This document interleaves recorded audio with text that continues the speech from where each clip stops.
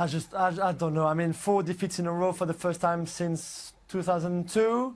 And yet he still says he's still the best man for the job. He comes out with those incredible excuses of like, you put your trousers first and then your shirt and then your coat and your jacket, but you're not sure what... I mean, like, this is something like, I don't know, even like a TV series couldn't catch up and capture like the essence of this season for Arsenal. This is something that goes beyond anything we've seen before. Arsenal Football Club, but probably in English football history. This is like something else. It really is. Arsene, you've just been beaten by Brighton. You're in a horrible... Yes, if you have your trousers on, you can take them off. But if you're naked, you have to... What the hell is he talking about? I mean, this guy, he's bulletproof. I mean, in some sense, I'm jealous. Because how is he doing it? How the hell is he doing it? Why does he want to stay? This can't be fun. Where's the fun in this? Why you don't need the money, you don't need the prestige. Why? He still thinks in his mind, and if you read between the lines and what he says in between the ridiculous quotes that Julian just talked about, he still believes around the corner he's going to sign the next player and the next defender, the next midfielder, the next striker that's going to turn the light switch back on from. He still believes that. No one else does. He does. But I don't understand it. On the one hand... The trousers analogy. Well, I don't understand that either. But on the one hand, as much as you're admitting, listen, this is our worst run in my tenure as coach, I'm the right man. You know, when you're in a hole, you got to stop digging. And at some point, more concerning for me is you have the likes of Petr Cech coming out now and taking responsibility for the defeat. So now all of a sudden, we've kind of got used to managers taking that pressure off from players. Yeah. At Arsenal Football Club, the reverse is now true. The players are now taking the responsibility away from the manager. On the back of the story that came out midweek about an alleged meeting with the players and their call for or concern about lack of leadership, it really is painting a really bleak picture for Arsenal Football Club. I felt let Arsenal see out this season and then change him in the summer. But given what we've seen over the last 7 days, he's got to. Bet he goes now. But I think that's the way it's looking. If you read between the lines, is that it's looking as if it's all going to crumble for him in the summer. But the other side of the coin is, if they somehow pull off a Europa League win and bounce into the Champions League next year via that, and that looks a long shot at the moment, but if that happens, that's going to be the worst thing, one of the worst things for this club in terms of the future, because that's going to convince him and potentially the board, and probably the board, that he's going to go for another year, maybe another 2 years. Julian, we know if you're anyone in football, you've courted Arsene Wenger. You wanted to get him at your club on Real Madrid on 2 or 3 occasions. Wanted him there. There's talk of the England job, international jobs. What has this year done to his stock regarding where he will go next? Well, I think he's done a lot of damage to the reputation. Obviously, he keeps saying that he turned down the whole world to stay at Arsenal and to respect his contract. That's his line anyway. That's the line he's been giving us for the last 10 years, or maybe more, 5 years. But I'm just not sure what's next for him. And I think that's the heart of the problem, is that he's scared of what's coming next. And that's why he doesn't want to let go.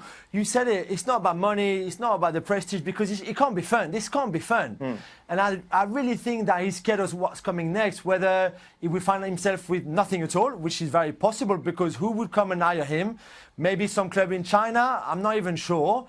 Maybe a national team, I'm not really sure that's what he wants, because this is a completely different job.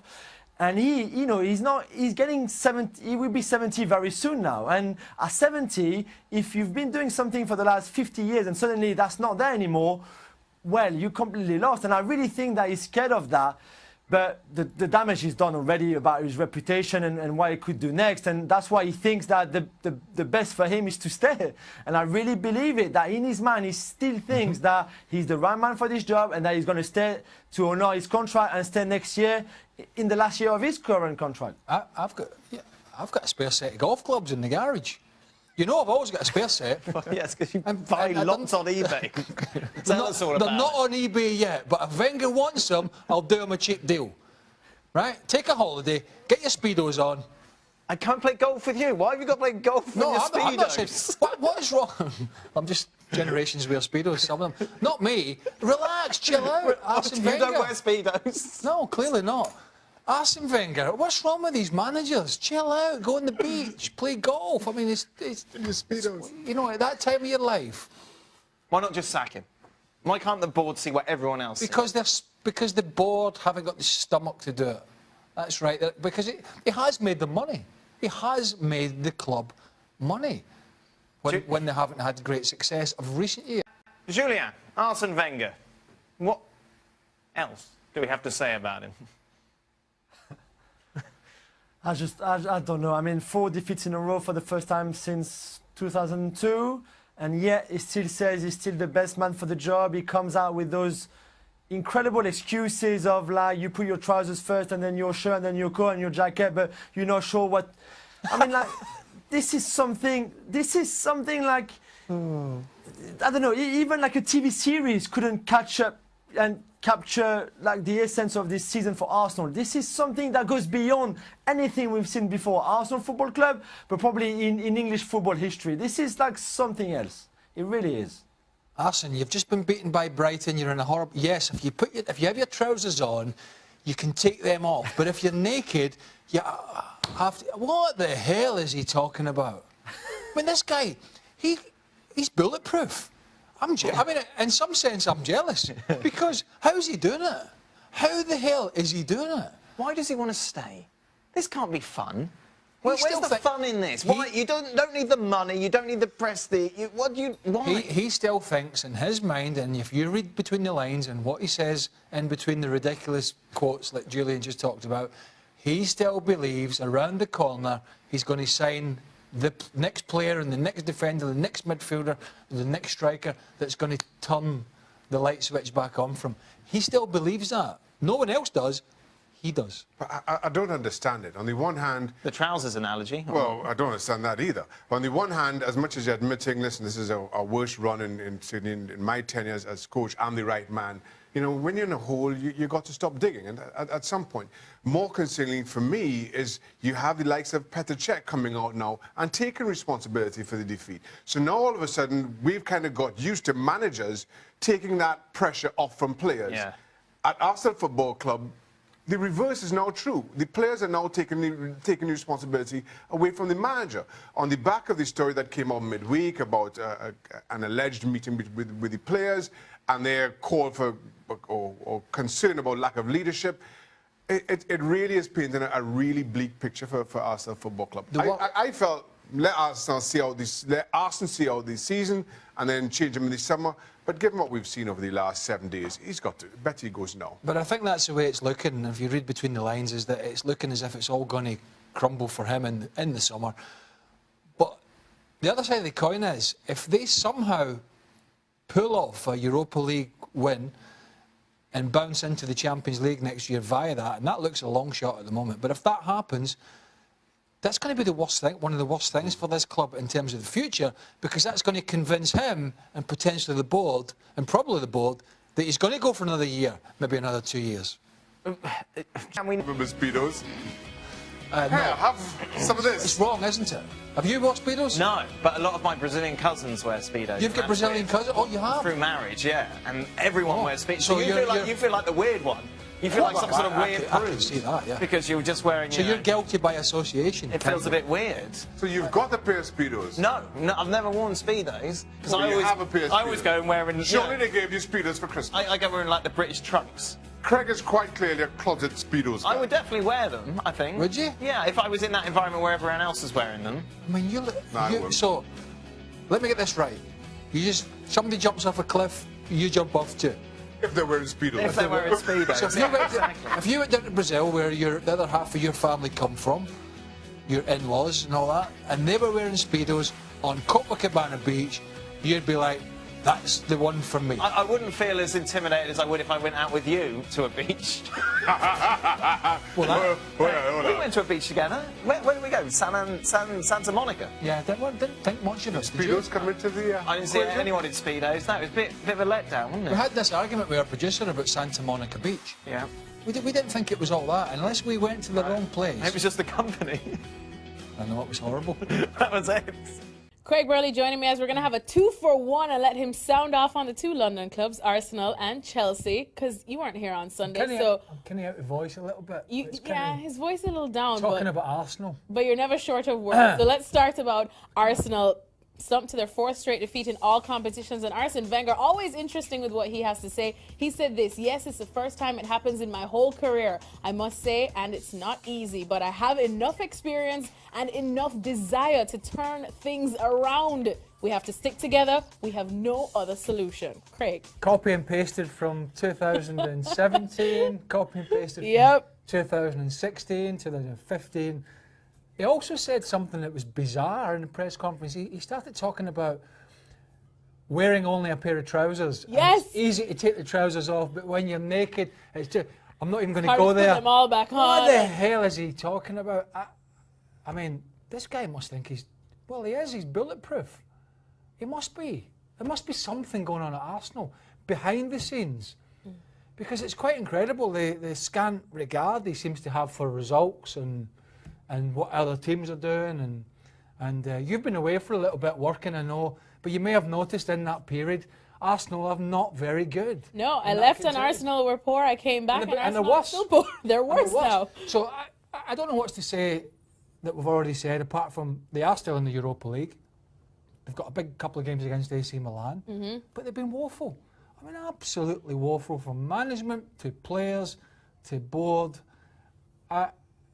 I don't know what I'm going to do this week. I can't talk about them this week on the show because I think we've just run out of things to say about them. It's time for a change, but unfortunately there's a guy that's taking the team who every month, every week, every year seems to think he can turn that around. And then when we get down that path next year, it's the same old thing. Well, I'm assuming he means that he can win the Europa League. We'll see if that indeed does not- happen. But let's not move on to playing like how Chelsea they play. now. Let's move on to Yeah. Chelsea now, because that game against Manchester City, Antonio Conte came under a lot of criticism, basically for his tactics and why they went out so defensively. We know that Manchester City causes teams to do that, Craig, but not one shot on target. What did you make of it? I thought they were abysmal, absolutely abysmal. Do you know, this is current Premier League champions, inconsistent or not, current Premier League champions taking on a team that effectively have already won the league, right? And could be switching off a little bit. Could be. I'm not saying they are. Could be. You've got. I think it's something like it was a 5-point gap to the top four going into the game. So you know you need to get on the offensive. He leaves the two strikers out again, same as he did against Barcelona, and they didn't have a shot on target. I mean, it's bizarre. Almost like he's playing into the hands of Roman Abramovich and saying, just get rid of me. And I heard, and by the way, he will get rid of him. It'll happen sooner rather than later, but Chelsea fans, and we're talking about Chelsea, will have to suffer kind of what they're looking at in the meantime. Some people were bringing up a point, which was in a very tragic weekend with the death of the Fiorentina skipper. And it was tragic, absolutely. Was that, and maybe, you know, Conte was subdued in the touchline, I understand that. But some people were saying, well, you know, it was a tough, and it was a tough weekend, I'm sure, for everybody who knew that gentleman. But that did not affect the way he set up his team. It did not affect the way of his team selection. It may have affected his demeanour on the side and he wasn't as demonstrative, but it didn't affect how Chelsea played and it didn't affect how he set up the team. So there were those looking for excuses for him, and I don't really think, as tragic as the weekend was back in Italy, that there was any excuses for what happened at the Etihad. All right, thanks so much, Craig Burley. Opposite ends of the spectrum there in London, as it seems like one manager has already given up and the other refuses to. PSG have their work cut out for them in the Champions League as they're hoping to bounce back in the second leg against Real Madrid. They're trailing 3-1, and based on their social media, Craig, they believe they can do it. They seem to be rallying all the troops, including the 12th man. Can you make a case for PSG to bounce back? Because we know Real Madrid love this competition. Yeah, no, absolutely they do, and so does Ronaldo. he does. And it's normally a platform for the big players to turn up. We've been talking about this in the show as well for quite a while, and there is an argument for PSG to come back. Absolutely, 2-0 sees them through. Is it doable without Neymar? Absolutely, 100% is it doable. Are they going to do it? I don't know. That's the $1 million question. all the Real Madrid fanboys are all jumping on us whenever we do the show, the usual nonsense. I'm sticking with PSG because I think there is a fallibility about Real Madrid, not so much in this competition, but I think recently, well, this season anyway, I know recent's been a bit better, and I know they can score goals. They seem to have given up on La Liga already, so this is where they're keeping it. They give up in La Liga after about 2 months. That's true. So, yes, all their eggs are in this basket. Yeah. But this is a PSG side who dominated the midfield in the first game. If Rabiot and Verratti in particular can do that again, if Mbappe and Cavani get the service, if it is Di Maria comes in for Neymar, they're good enough to hurt this team because this defence isn't great. They've got their own injury worries as well. Yeah. So there is a way back for PSG, but if they're as profligate as they were in the Bernabeu, it won't happen for them. But if they're sharp and on the game, I think they can go through. I really can't think they can put a mark down. Now we're going to find out whether they're the real deal or whether or not they're all mouth and no trousers, and Unai Emery will be looking for a new job, because if they don't win, that's what happens. Can I get a prediction out of you? Yeah. Just flat 2-0? Well, I'm going to go PSG to go through. All right. I don't know what the score's going to be.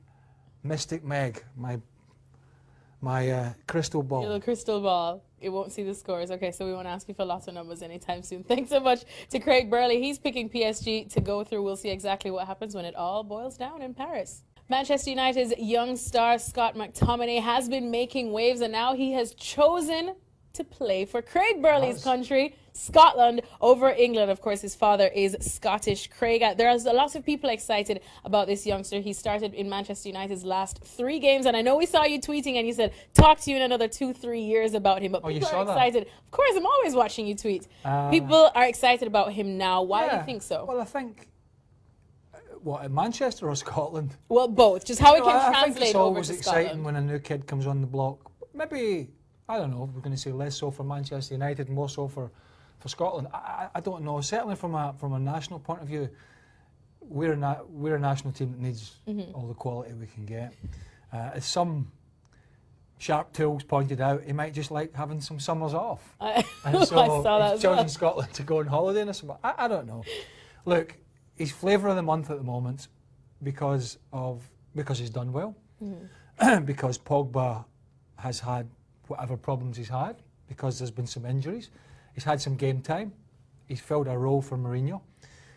He, I believe, it was an emotional decision to choose Scotland, I believe, but I think also a sensible decision if he wants playing time.